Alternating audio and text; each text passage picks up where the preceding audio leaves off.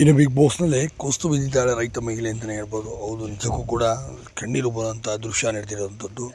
ಹೌದು, ಹಾಗಾದ್ರೆ ಇನ್ನಿಲ್ಲ ಕೂಡ ಆಗಿದ್ದಾರೆ. ಹಾಗಾದ್ರೆ ಏನಾಗಿದೆ ಇಲ್ಲಿ ಸಂಪೂರ್ಣ ಮಾಹಿತಿ ನಿಮಗೆ ಕೊಡ್ತೀನಿ. ಅದಕ್ಕೆ ಮುಂದೆ ಚಾನಲ್ಸ್ ಕೂಡ ಸಬ್ಸ್ಕ್ರೈಬ್ ಮಾಡ್ಕೊಳ್ಳಿ ಸ್ನೇಹಿತರೆ. ಬಿಗ್ ಬಾಸ್ದು ಅಗ್ನಿ ಪರೀಕ್ಷೆ ತುಂಬಾ ಹೋಗ್ತಾ ಟಫ್ ಆಗ್ತದೆ.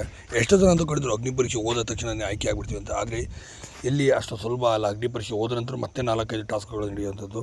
ಶಾರ್ಟ್ ಲಿಸ್ಟ್ ಆಗಿ ಕೊನೆಗೆ 6-7 ಜನ ಮಾತ್ರ ಆಯ್ಕೆ ಆಗುವಂಥದ್ದು ಅಂತ ಹೇಳ್ಬೋದು. ಇನ್ನು ಈ ಅಗ್ನಿ ಪರೀಕ್ಷೆಯಲ್ಲಿ ನಡೀತಿರೋಂಥ ಈ ಟಫಸ್ಟ್ ಕಂಟೆಸ್ಟೆಂಟ್ ನಡೀತಿರೋಂಥ ಸಂದರ್ಭದಲ್ಲಿ ಹೇಮಲತಾ ಅವರು ಚಾಮರಾಜನಗರ ಕಡೆ ಜಿಲ್ಲೆಯಿಂದ ಕೂಡ ಇವರು ಬಂದಿರ್ತಾರೆ. ರೈತ ಮಹಿಳೆಯಾಗಿ ಬಂದಿರ್ತಾರೆ ಮತ್ತು ಇಂಗ್ಲೀಷ್ನಲ್ಲೂ ಕೂಡ ಸೂಪರಾಗಿ ಮಾತಾಡ್ತಾರೆ. ಬಿಲಿವರ್ ಸಾಂಗನ್ನು ಕೂಡ ಅದ್ಭುತವಾಗಿ ಆಡಿ ಹೆಸರು ಮಾಡಿದಂಥ ಇವರಿಗೆ ಆಯ್ಕೆಯಾಗಿ ಕೂಡ ಇಲ್ಲಿಗೆ ಬರುವಂಥದ್ದು. ಇನ್ನೂ ನಿನ್ನೆ ನಡೆದಂಥ ಟಾಸ್ಕ್ನ ವೇಳೆ ಸದ್ಯ ಮಾತುಕತೆಗಳು ನಡೆಯುತ್ತೆ ಮತ್ತು ಇವರು ಕೊಡ್ತಂಥ ಕಾರಣಗಳು ಕೂಡ ಸರಿಯಾಗಿಲ್ಲ. ಅಲ್ಲಿದ್ದಂಥ ವಿನಯ್ ಶ್ರುತಿಯವರು ಕೂಡ ನೀವು ಲೀಡರ್ ಆಗಿ ಕ್ಯಾಪ್ಟನ್ಸಿ ಆಗೋದಕ್ಕೆ ನಾವು ಯಾಕೆ ನಿಮಗೆ ಗ್ರೀನ್ ಕೊಟ್ಟು ಅಂತ ಅನಿಸಿದೆ ಅಂತಲೂ ಕೂಡ ಹೇಳಿದರು. ಅಷ್ಟೇ ಅಲ್ಲದೆ ಅವ್ರಿಗೆ ಅವೆಲ್ಲ ಮಾತು ಕೇಳಿ ಬೇಸರಾಗಿ ನನಗೆ ಇಲ್ಲಿ ಮುಂದುವರೆಯೋಕ್ಕೆ ಇಷ್ಟ ಆಗೋದಿಲ್ಲ, ನನಗೆ ಈ ಥರ ಎಲ್ಲ ತುಂಬಾ